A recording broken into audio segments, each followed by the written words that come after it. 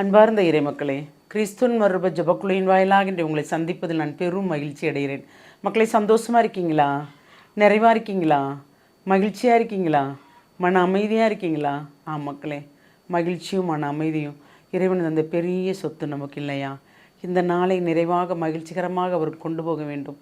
ஏனென்றால் அதற்கு உகந்த வாழ்க்கையை நாம் வாழ வேண்டும். இன்றைக்கி அவர் நமக்கு என்ன இறைவார்த்தை தருகிறார் பார்ப்போமா?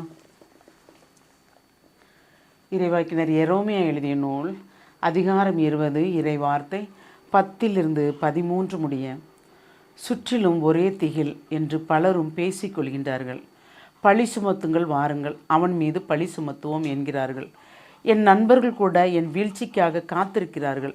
ஒருவேளை அவன் மயங்கி விடுவான், நாம் அவன் மேல் வெற்றி கொண்டு அவனை பழிதீர்த்து கொள்ளலாம் என்கிறார்கள்.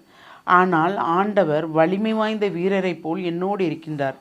எனவே என்னை துன்புறுத்துவோர் இடறி விழுவர், அவர்கள் வெற்றி கொள்ள மாட்டார்கள். அவர்கள் விவேகத்தோடு செயல்படவில்லை. அவர்களின் அவமானம் என்றும் நிலைத்திருக்கும், அது மறக்கப்படாது. படைகளின் ஆண்டவரே, நேர்மையாளரை சோதித்து அறிபவரும் உள்ளுணர்வுகளையும் இதய சிந்தனையும் அறிபவரும் நீரே.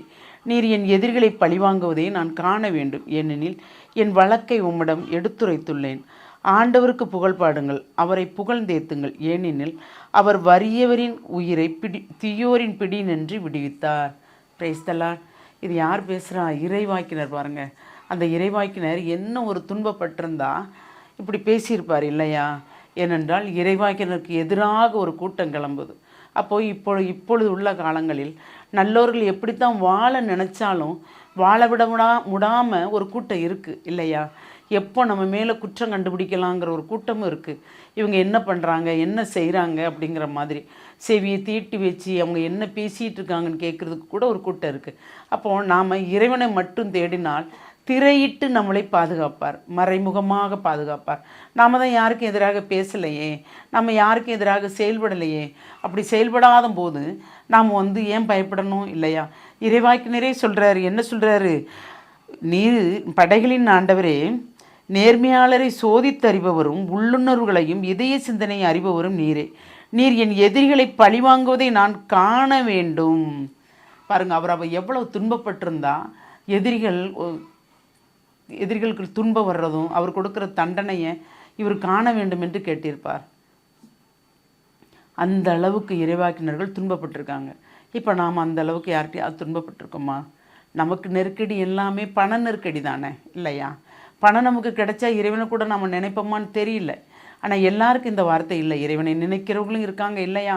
நிறைவாக என்ன தந்தாலும் தராட்டாலும் எப்பொழுதும் இறைவன் நம்மளை வழி நடத்துவார், எந்த நிலையும் ஒரு நாளும் நம்மளை கைவிட்டு விட மாட்டார் என்று நினைக்கின்றவர்களும் இருக்கிறார்கள். இப்போ எல்லாரும் எல்லா விதமான செயல்களையும் இறைவன் ஒரு நொடிக்கில் ஆய்ந்து அறிகிறார். ஏனென்றால் உள்ளுணர்வுகளை கூட நம்ம என்ன நினைக்கிறதுக்கு கூட அவருக்கு தெரியும். நம்ம சிந்தனையில் என்ன ஓடிக்கிட்டுங்க கூட அவர் அறிவார். ஏன்னா நம்மை படைத்தவர் அல்லவா? அப்போது நாம் அவருக்குள்ளே நிறைந்திருக்கோம் அப்படின்னா கண்டிப்பாக நாம் பயப்பட வேண்டிய அவசியம் இல்லை.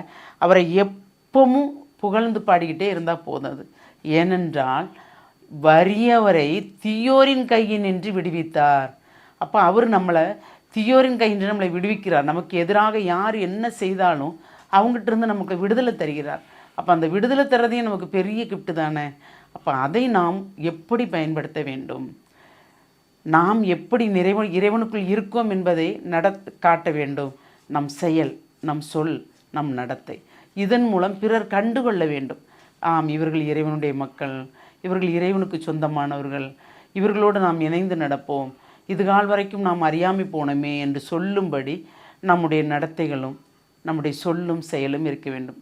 தேவையற்ற எதையும் பேசாதவாறும் தேவையற்ற காரியங்கள் நாம் ஈடுபடாதவாறும் இருக்க வேண்டும். அந்த வரத்தை கேட்போமா? தாயும் தந்தையுமான இறைவா, தந்தை தன் பிள்ளைகளை கண்டித்து திருத்துவது போல் நீர் எங்களை ஒவ்வொரு நாளும் ஆண்டவரே, நாங்கள் குற்றங்குறைகள் எது செய்தாலும் எங்களை கண்டித்து எங்களை திரித்து உடனுக்குடன் எங்களை உம்மோடு சேர்த்து கொள்ளுகிறேன் ஆண்டவரே.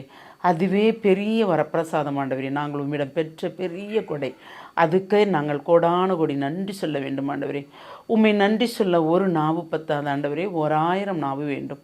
அந்த வரத்தை நீர் எங்களுக்கு தர வேண்டும் ஆண்டவரே. நாங்கள் ஒன்று கூடி உம்முடைய போற்றவும் புகழவும் வாழ்த்தவும் ஆராதிக்கவும் ஸ்துதிக்கவும் உம்முடைய நாமத்தை எல்லா பக்கமும் மகிமைப்படுத்துவடைய அந்த வல்லமை நீர் தந்து எங்களை நிறைவாக நீர் வழிநடத்துகிற அந்த கிருபைக்கு நன்றி கூறி எங்களை முழுமையாக இந்த உம்முடைய இரக்கத்துக்கு ஒப்புக் கொடுக்கிறோம்.